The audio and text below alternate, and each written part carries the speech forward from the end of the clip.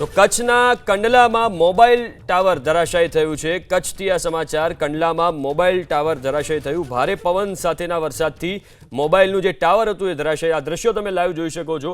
એટલો ભારે પવન ફૂંકાયો કે મોબાઈલનું જે ટાવર હતું એ આખું ધરાશાયી થઈ ગયું અને વિઝિબિલિટી પણ તમે જુઓ, ધૂળની ડમરીઓ ઉડી રહી છે, કશું દેખાઈ નથી રહ્યું અને વચ્ચે એક મોબાઈલનું ટાવર દેખાય છે। ભારે પવન ફૂંકાયો ને એના કારણે મોબાઈલનું જે ટાવર છે એ ધરાશાયી થઈ ગયું છે, જમીન દોસ્ત થઈ ગયું છે।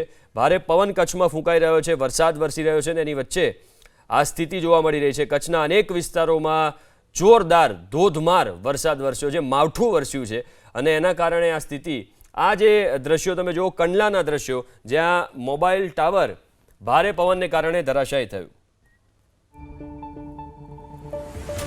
તો કચ્છના કંડલામાં મોબાઈલ ટાવર ધરાશાયી થયું છે। કચ્છથી આ સમાચાર। કંડલામાં મોબાઈલ ટાવર ધરાશાયી થયું। ભારે પવન સાથેના વરસાદથી મોબાઈલનું જે ટાવર હતું એ ધરાશાયી। આ દ્રશ્યો તમે લાઈવ જોઈ શકો છો। એટલો ભારે પવન ફૂંકાયો કે મોબાઈલનું જે ટાવર હતું એ આખું ધરાશાયી થઈ ગયું।